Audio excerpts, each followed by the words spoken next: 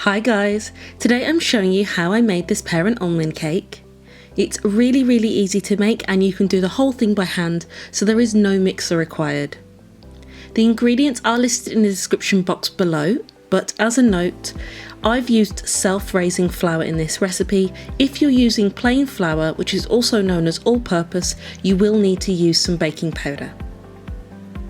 To start off, you need a large bowl and you're going to want to mix together your white sugar and your butter or margarine until it's really soft. This won't take very long if you've got your butter or your margarine at room temperature. Trying to use butter that's not at room temperature is not going to work for this recipe. So you really are going to need to make sure that you prepare in advance and you make it soft. Alternatively, you can use a butter spread or just a margarine and those will mix a lot easier for you. The next thing I'm going to do is add in a little bit of vanilla. Now this is completely optional, but I just like a little bit of vanilla bean paste just to give it a quick mix in, and it just adds a little bit extra to the cake. You're going to need to add in your eggs one by one. There's only 2 of them, it won't take you very long. Make sure you give it a really good mix in between, and then you're going to add in your flour. As I said, I'm using self-raising, but you can use plain.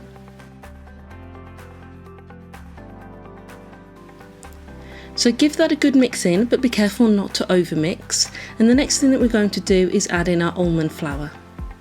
This is also known as ground almonds.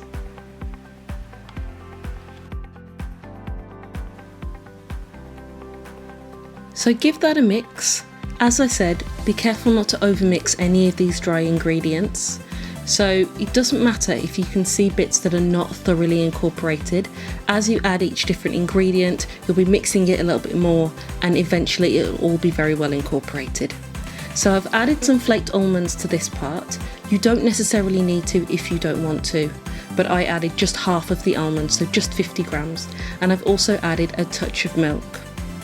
So you need to take an 8-inch lined tin and you want to butter the sides, and you need to prepare your pears. If you prepare them really far in advance, they will go a little bit brown. It doesn't affect the taste, but if you do notice that they start to go a little bit brown, it's because you've prepared them in advance.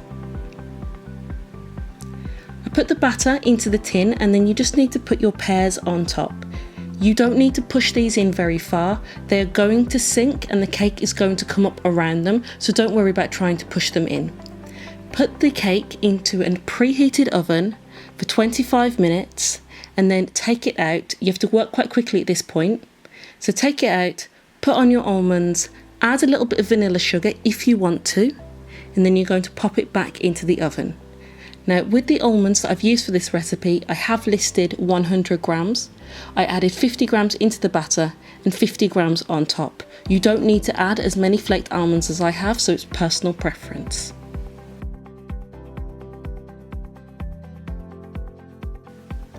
Once it's done, you want to take it out and leave it on the side for at least 15 minutes before you try and take it out of the pan. Run a knife just around the edge to loosen it, and then take it out and allow it to cool. Now as a decorative thing, I've added some icing sugar to the top, but you don't need to. I'd probably leave it for about half an hour before I cut it though, and it makes it a lot easier to cut those pears, and use a non-serrated knife. So I really hope that you've liked this recipe. If you did, don't forget to give it a massive thumbs up. Thank you very much for watching and don't forget to subscribe.